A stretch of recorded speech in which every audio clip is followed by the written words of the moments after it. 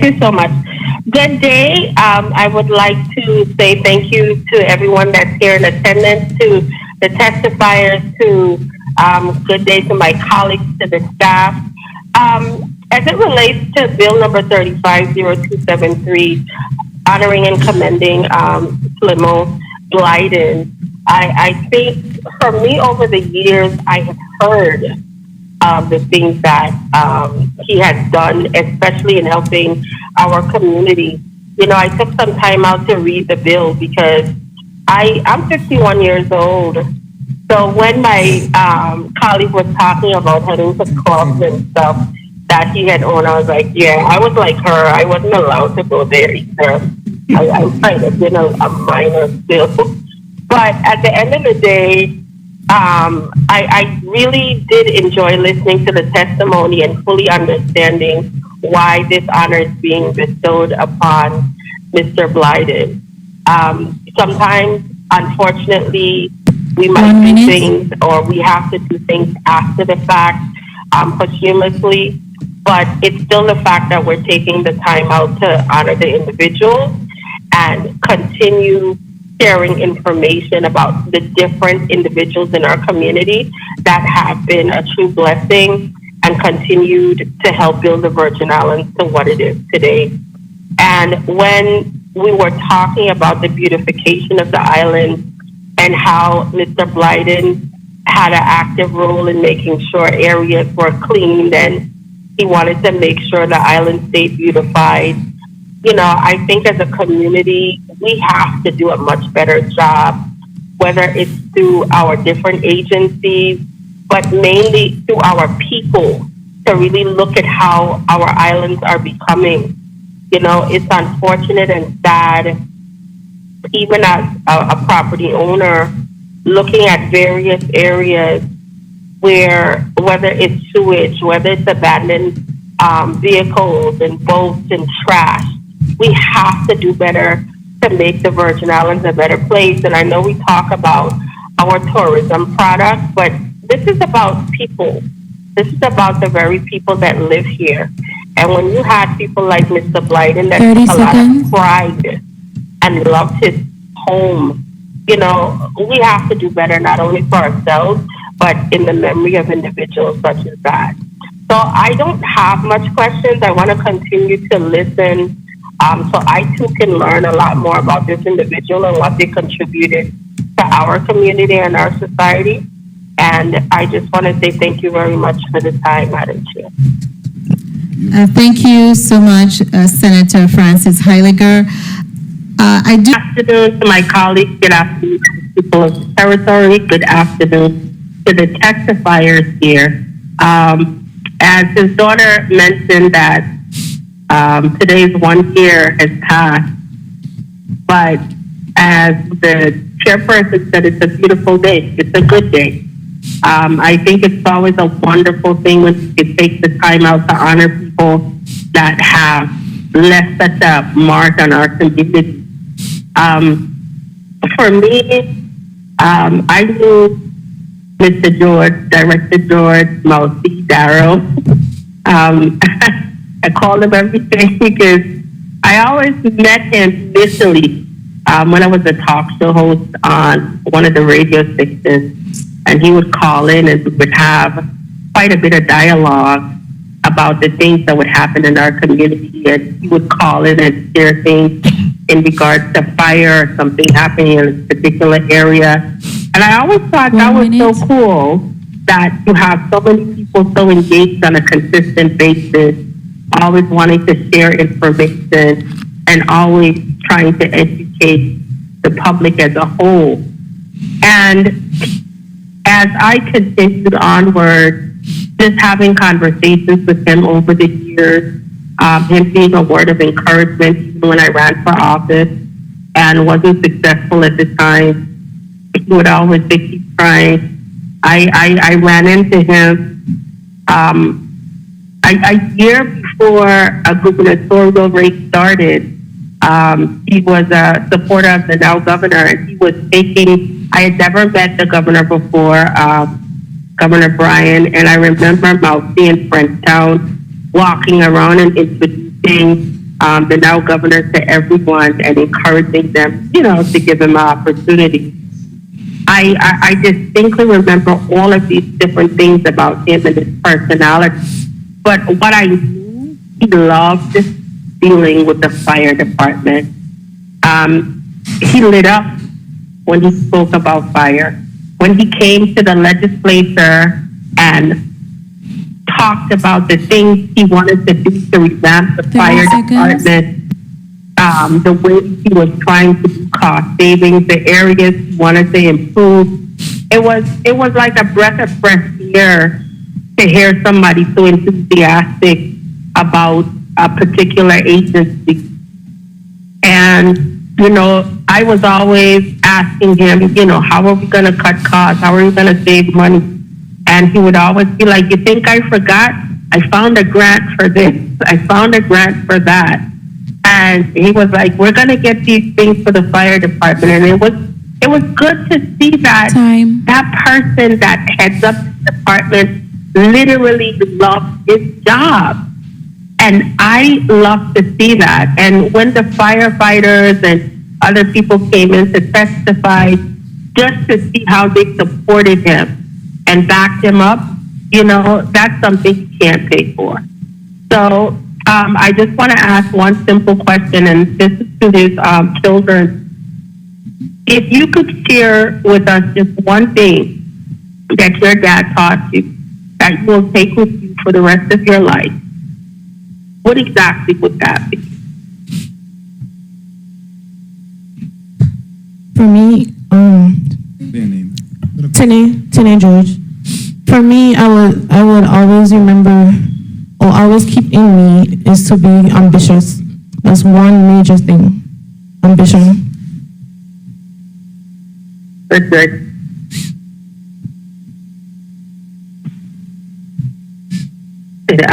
Is his son still there? DeAndre George, son of Dal George. There's a lot of things he taught me and I could live with throughout my life, but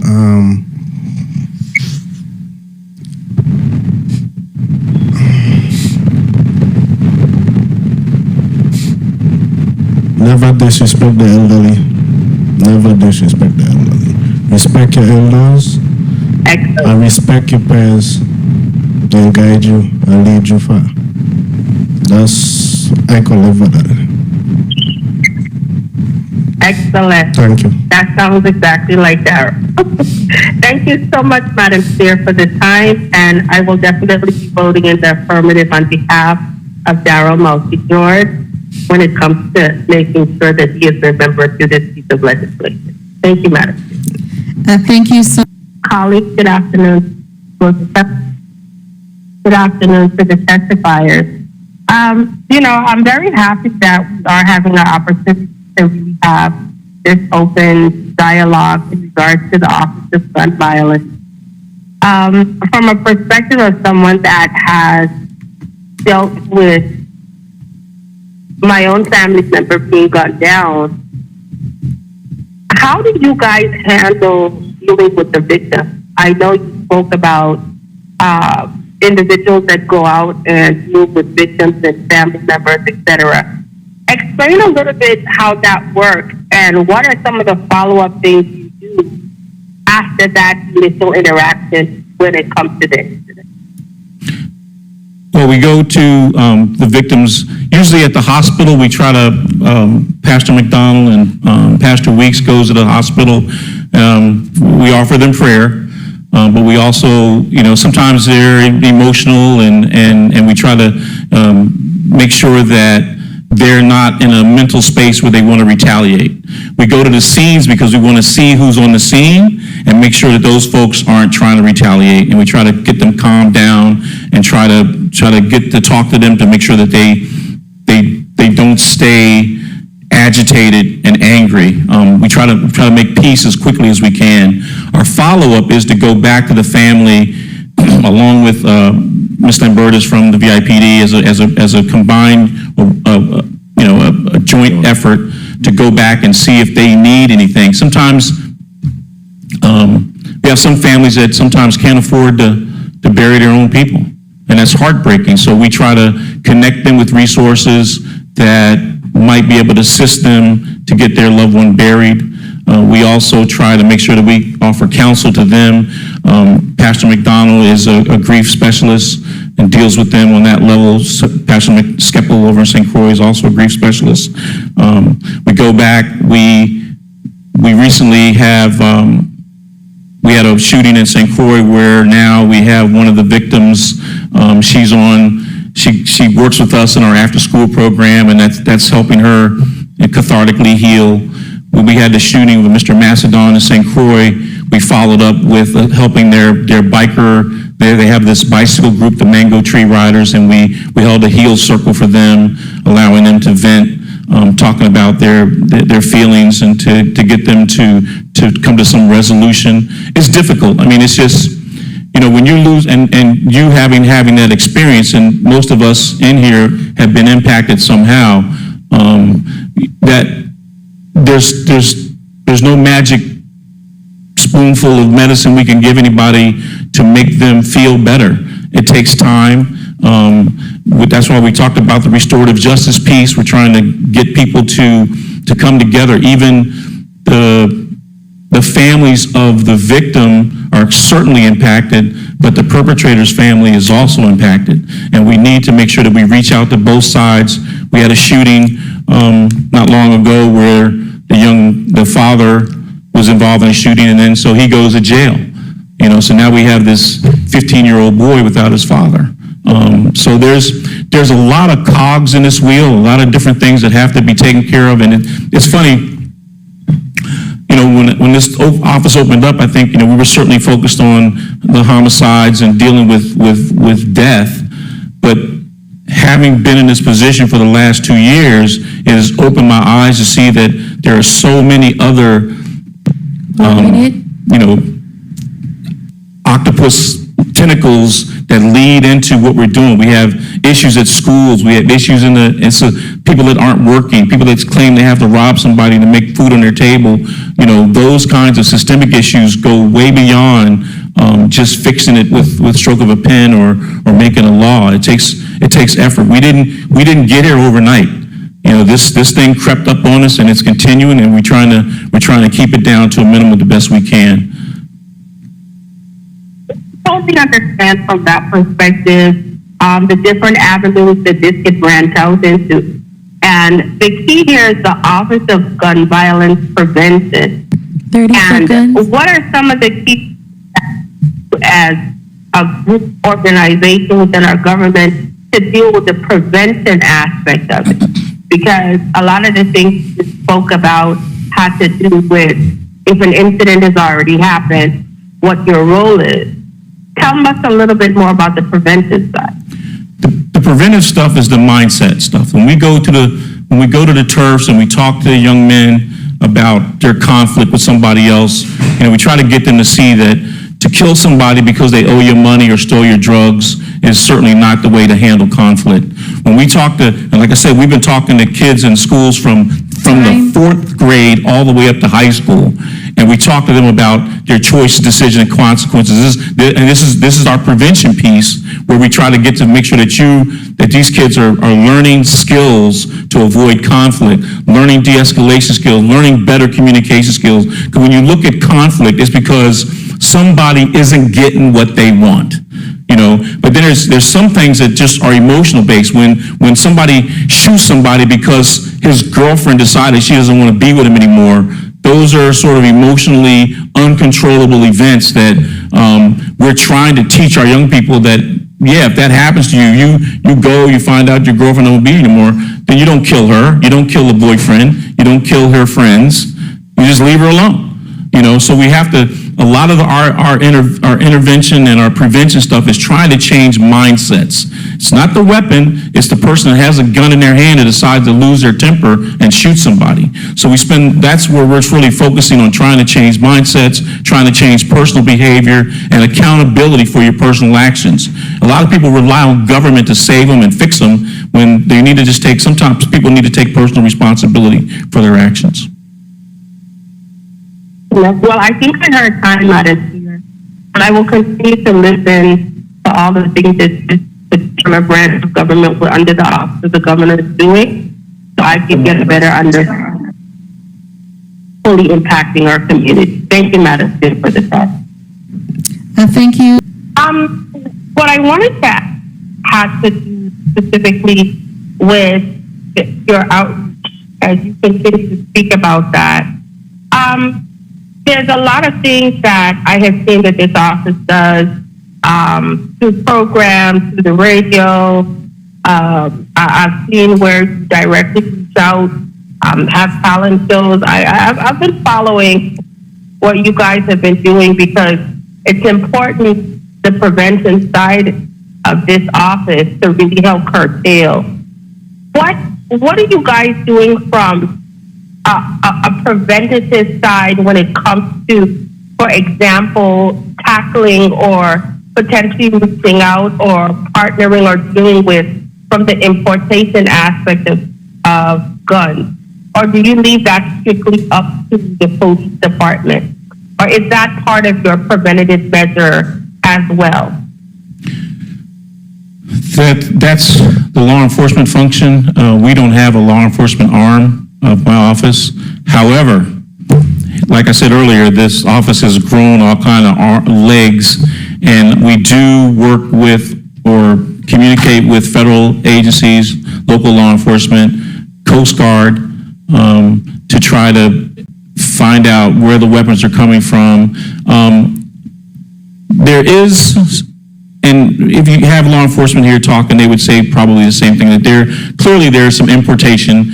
People are mailing guns to themselves or mailing pieces of guns to themselves. But a lot of the guns that are in circulation are guns that are stolen in burglaries. And here again, it comes down to personal accountability. If you have a gun in your house, we certainly want you to lock it up, keep it safe, keep it, not just under a mattress or something like that where people keep guns. We found a picture on social media of some kids holding some artillery. We turn it over to the police, and so we have to take that into consideration. The other thing is, people bring guns in the airport, and that's a gap. There's that honor system where you're going to report your gun within 24 hours to the VIPD. And we've had these conversations. I've had conversations with VIPA, with VIPD, and Customs of how we deal with it. And I've personally seen Customs agents at the post office and FedEx and UPS checking boxes. But they're like us. They only have like so many folks. So they can't search every container, the Arab furniture stores or whatever the rumors are. Are they, and here's my point is that if any of you ever traveled and you come back from your flight from Miami or Fort Lauderdale and you have to wait that 45 minutes for your bag to come from the airplane to the carousel, and you're wondering what's taking it so long, and that's just coming from the airplane, getting on a little trolley and bring it. Imagine, now the only way you can really protect this island is to have a reverse check system. So as that bag comes off the plane, it goes through another scanner before it gets to the carousel. Now, I don't know if that happens all the time. Sometimes it does, sometimes it doesn't. Have gun dogs there all the time. I mean, we've had these conversations, and certainly it's probably in the works, and maybe they do it something. Because I've seen VIPD and Customs pull people from the line and grab their bags, so it's happening somewhere. But my point is, I don't know if we have the stomach to search every container or have every bag scanned when you come back, and that would prevent tourism, and it could affect a lot of different things in different ways. If I had my way, yes, we would do that. But at the same time, people would probably fire me. So it's the container aspect of it. One of the main things I have really spoken about, and I've been very outspoken, is scanners for these containers. If you go to several states at the port, there are these huge scanners, and while the containers are just driven through them, they can immediately scan them just like how you could scan items at the airport through the scanner, and you could see exactly what's in there. You could see if you have things stowed away. You could see there's guns. And I have not to this day understood why this is not something our courts or our government seem to want to do. Because I distinctly remember years ago, we had an opportunity to get one, I think through the federal government and a program, and it was something so, it's like they didn't want to do it. So my thing is, are we really serious about gun prevention and violence? Because it almost seems that when we have these little opportunities to potentially clean up, as you talked about rumors, a rumor is a rumor, but some of these things could get cleaned up if we actually utilize devices such as trailer scanners and stuff, that you don't have to go in and try to search it and unpack it. They just drive through a scanner and you could look at a screen and check it out. Why do you think some of these things are not really pushed when at times we've had opportunities to get these things? I agree with you. It's a law enforcement issue, and we'll continue to work with them and see if we can get more on board with them. I try to stay in my like you talked about silos. There is a certain degree of staying in my lane. I have worked hard to gain the respect of law enforcement. I'm a former law enforcement officer for 25 years, and so I get it. And then we have to deal with the federal system, and there's these jurisdictional things that have to be dealt with, but that's a law enforcement issue. And I will say that we do have meetings with federal and local police officers regularly to sort of discuss shootings, non-fatal and fatal, and discuss how they affect others and how they're related. So there is that piece where we're trying to work closely more together and bridge this federal versus local thing going on. So we're trying to get that squared away. So there is efforts on everybody's side to make that happen. I'm hopeful that communication piece is going to get better. But like I said, these things they're cultural, subculture of law enforcement. I know how it is, so I respect it at the same time, but we're trying to move forward and past it. And definitely, and most importantly, we're trying to save lives. Absolutely. So, sometimes we might got to step out of our lane once in a while. Yeah. All righty, Madam Chair. Thank you for the additional time. Thank you. I have to say that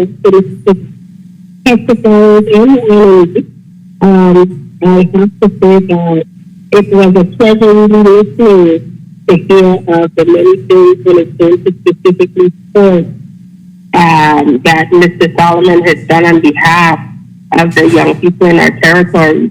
As a chicken hawk myself, I think this is very fitting that the CHS gym is named after these two brothers. I was at the previous committee hearing when it was offered for Mr. Corbett, and I remember somebody said, well, you gotta add Solomon to it. And I said, well, okay, well, I guess that's where this whole thing birthed from. So at the end of the day, you're gonna have two brothers side by side representing Charlotte Amalie High School in a very positive way for all the good things that they have done, specifically when it came to our girls basketball. I wanted to ask a question directly to Ms. Solomon. You spoke about, you're this Solomon's daughter, Mr. Solomon. As a child growing up, knowing that your father and your uncle were so involved in sports and activities, that you went more to the communities and such, did you ever get involved in sports, or is this stick to the political and the communication side? So unfortunately, I did attempt basketball, JV. I sucked. They did not pass on the basketball skills to me. My dad gave me no height. He is 6'9", I am 5'3". It makes no sense. But I ran track and I played volleyball. So I left the basketball to them. My cousins played basketball. My cousin Jerusha, my late uncle's daughter, also played basketball. My cousin Shani and Crystal, they played basketball. Everybody else, because they had the height. Volleyball and track for me, I was horrible at basketball. Oh, Lord. Had to be around the group, so that was good. Well, Mr. Solomon, you know, I'm very happy 30 to have seconds. this opportunity to have in regards to teaching basketball to the young women. What do you think that helped instill in them? You know, everybody didn't have an opportunity to go on to play division sports, you know, stuff like that. But what do you think that playing that sport and you being their coach, that you potentially instill in them as lifelong lessons so that they could carry on throughout their lifetime?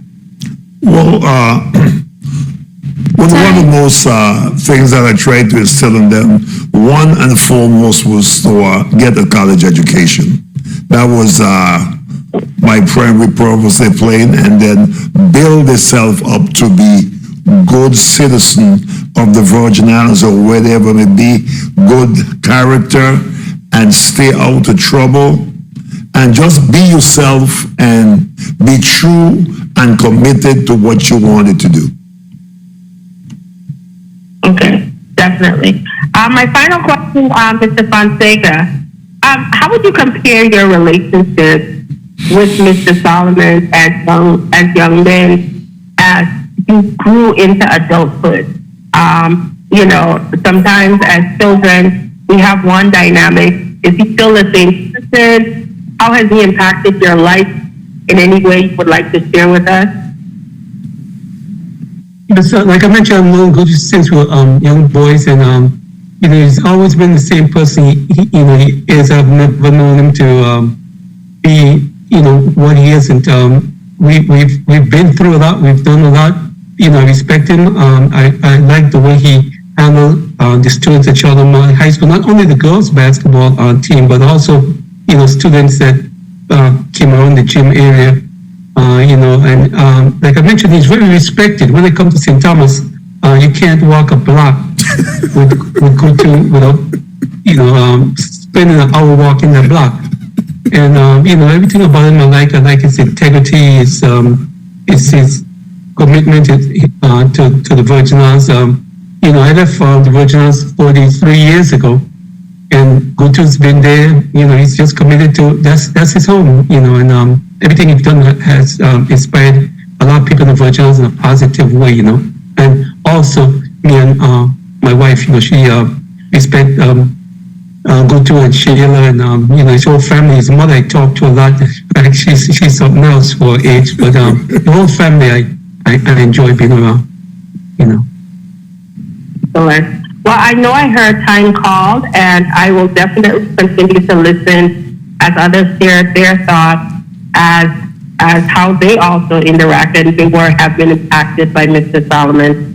And I will definitely be voting in the affirmative for this legislation. Thank you, Madam Chair, for the time. Thank you so kindly, Senator Francis.